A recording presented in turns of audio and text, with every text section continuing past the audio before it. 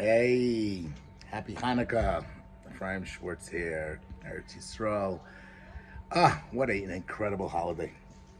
V'zois Hanukkah, the holiest day of Hanukkah. We're here together. And Baruch Hashem, we're here getting ready for Shabbos. To go from the light of Hanukkah into the light of Shabbos, it doesn't get any better than that. And I wanted to share with you an idea on the Parsha, on Hanukkah. And I wanted to start perhaps with, I think, the most basic question that, like all good questions, everybody's scared to ask. Nobody wants to ask it. We should have asked it in kindergarten. They trained us not to ask this question. And those are the types of questions that I like the most. And the question is similar to the Gemara's question. The Gemara asks, my Hanukkah, we mentioned last week. That question means, what is Hanukkah? And Rashi says, what were they establishing the holiday for on the Nes? And he told us the whole story of the candles and the oil. I want to ask a different question. My Hanukkah, why is it called Hanukkah? Simple. Forget about all the answers they gave you. Hanukkah is Chanu, Chavhei, they rested on the 25th day.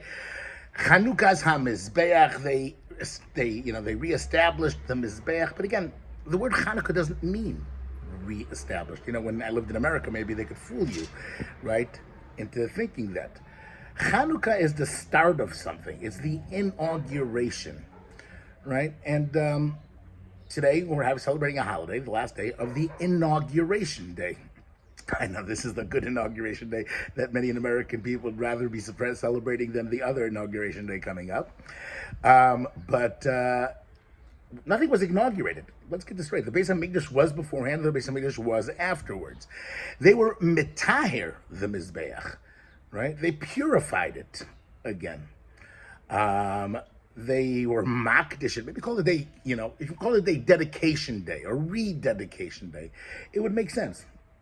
What's Chanukkah? What are we inaugurating on this day? It seems like it's a very, very strange. It's a simple question, right? Why are you calling this the name of the holiday? You want to call it? It just doesn't. It doesn't sit well with me. It's a question I think what we should all ask.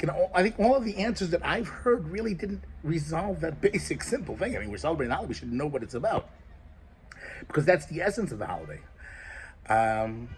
Second question, which really flows from the first one, because if you appreciate that there was no inauguration, then the Torah reading that we read the entire Hanukkah is of the Chanukas HaMishkan, right? The sacrifices that they brought, the same sacrifice again and again of the Mishkan, of each of the Nesiim. Today we read a bunch of them, getting the last 12 today, the last 4 in one day. And it really struck me. It's like, again, this is not why does that become the Torah reading of today? Because we're not establishing a Beis HaMikdash, right? So you made up a thing that this is called the establishment of the Beis HaMikdash, and then therefore you have to go ahaid and come up with a Torah reading that's going to fit that. So why not Chanukas HaMishkan? Okay, so the Ramban says that it's about the last reading that we really read today, Bahalos Neros, right, of lighting up the candles. But then just read the Neros part of it. The Ramban says even deeper than that. In fact, he says that all the tribes brought sacrifices, but Aaron HaKohen felt bad. I was left out. So I said, don't worry, yours is going to be greater than them. You're going to light the candles in the menorah, right? Because now why is that greater, the Ramban says?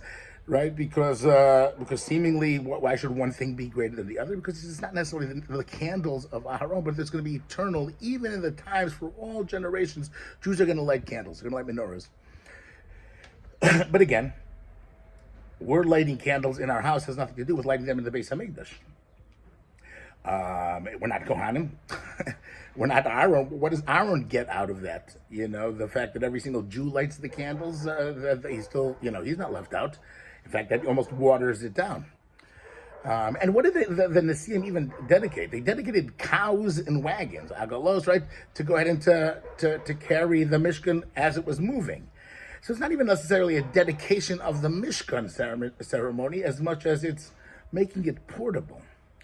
Again, simple, basic questions that I think we need to ask to really appreciate this holiday, what it's all about. I guess one last question, which is, of course, on the Parsha.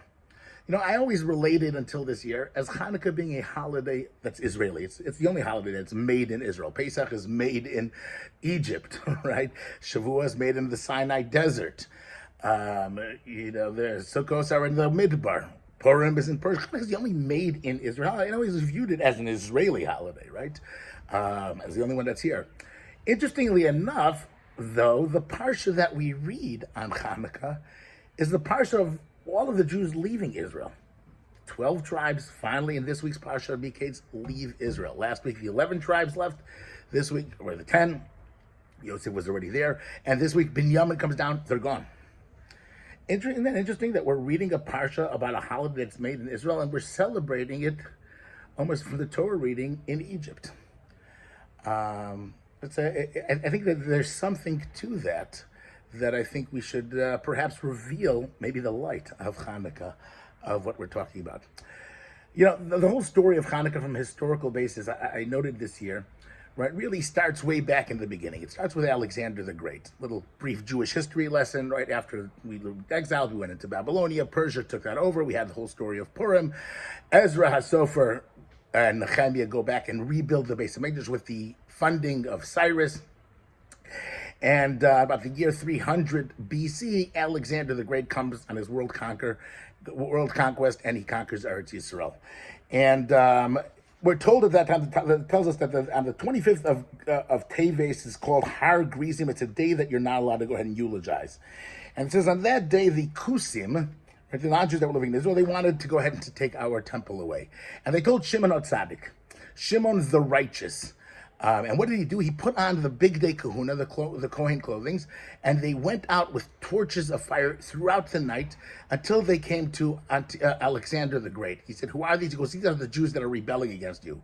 Once they got into Antipatris, the sun rose and they met each other. Alexander sees him. He gets off his white horse and he bows down.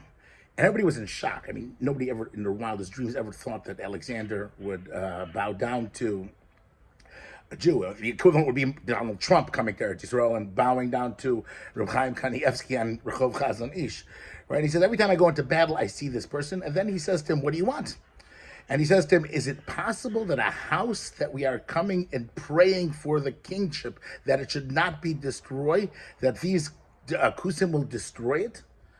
Right? We're praying for you every day in our temple. And he goes, who's doing that? The Kusim? Okay, you can do whatever you want with them. What did they do? They took them, they ran over there, they took the horses, they killed them all, and then they went to Har Grizim, where the Kusim temple was, and they plowed it down to the ground, right, and they made a holiday based on that, right? And so the Gemara concludes, right, that we see from here that although a Kohen should never go out of the temple with his clothing, with the big day kahuna, but here was an exception because Eis la'asos la'Hashem hevi yourself. This was a time that we had to do that they were permitted to go ahead and do that. The story of that really struck me in many ways as almost, the beginning of the whole Hanukkah story. From there, it went downhill. But there's a lot of connection between that and our parsha. Shimon HaTzadik. There's only one person in Tanakh besides Noach that is referred to as a tzaddik, and that's Yosef HaTzadik.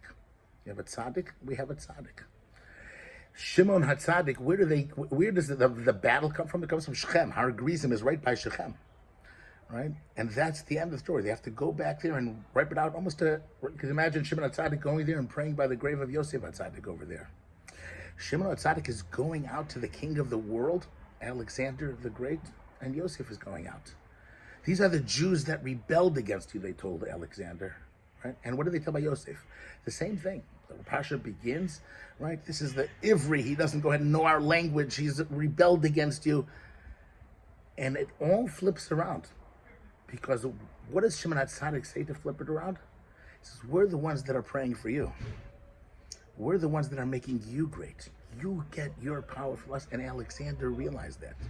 You know what power does? He sees the same thing. He sees that Yosef comes up with the interpretation. He says, Rak hakise agadel mimcha. You have everything, carte blanche to do what you want. Just my throne, agadel mimcha, right? Which means, simply understood, right, that I will go ahead and be greater than, it'll be above you. But agadel mimcha doesn't mean yagadil mimcha, that he will be big, we will make it greater than you. Agadel mimcha, I will become greater from you. I'm the one that's going to go ahead and grow from you. Do you know what the two stories really are about? It's about really what Hanukkah is about. It's about us taking the light and recognizing our light and our power to light up and to shine the entire world. It's a made in Israel holiday, the holiday of Chanuka, but it's the holiday in Israel that's shining out to the rest of the world. And guess what? It's an incredible idea. Chanuka, you know what it's called Chanuka? It's called Chanuka because when we're doing that light, we're setting the foundation of the third Beis HaMikdash. You know, Shimon HaTzadik, Yosef HaTzadik. It says, Tzadik is Yesod Olam. A righteous person is the foundation of the world. Foundation means it's the building block. It's the first thing. It's the cornerstone, the cornerstone of the world. The Tzaddik's role is to go ahead and shine it out to the rest of the world. You know why they're called Tzaddik? It's interesting. I always say this thing when I go down to the Dead Sea, right? You see Tzaddik Katamar. It's like a date tree. Date trees grow in the worst conditions. They grow in terrible land, salt, dirt. The sweetest dates in the world come from the Dead Sea. There's almost no rain there. And the dates, that's where they flourish the most. Noach is called a tzaddik because he lives in the worst world. Yosef is called a tzaddik, he lives in the worst world. Shimon HaTzadik is here because there's so much darkness and he's going with his torches. He's going to light up that world. Tzaddik is the Yesod Olam because it's that light that will go ahead and shine out to the rest of the world. It's called, you know, we read on that. If we understand that that's what Hanukkah is about, then you know what we read? It's perfect. We read the story of the Nesiim donating the wagons to take that Mishkan and travel with it. It's our Mishkan. It's in our camp. But we're traveling with it all over the place. We're bringing it from here to there to there. It's something that we can take with us because a Jew, wherever he goes, is going to shine up that world. Right? Rishayim biyad tzadikim. The wicked fell in the hands of the tzaddik. Right? The tzaddik was the one that shined it. We call, you know, I think the biggest miracle of Hanukkah is that Hashem didn't tell us to come up with the concept of how to celebrate it. We probably would have made big parties, Yom HaAtzmaut, fireworks, and, you know, national ceremonies and this and that. Hashem goes, no, that's not what it's about. You know how you celebrate Hanukkah? They cover it by lighting a candle, and we're calling the holiday Hanukkah because when you light that candle, you're the tzaddik that's going ahead and setting the foundation for the Bayis HaShlishi, for the third Beis HaMikdash. That's what we're doing with the holiday of Hanukkah. That's what Yosef did in Mitzrayim. That's what Shimon HaTzadik did in the beginning of the story. The Jews were being assimilated in Greek, but guess what? We still have to go ahead and light that little candle, and that's called Chanuka's bag because that's eternal. V'zos Chanuka. It's a holiday made in Israel, but it's a holiday that's going to take Israel's light and shine it to the rest of the world. Hashem should go ahead and bring that light out to the rest of the entire planet that's waiting for us. That they'll see Agadel Mimcha. They become great through us. And Amir Hashem, we should see the light of Hashem shining throughout the rest of the world. Shabbat Shalom. If you want to subscribe, click subscribe on the YouTube. Send me an email, rabschwartz@yahoo.com. And you can join my weekly email group as well. Have a fantastic Shabbos. Bye.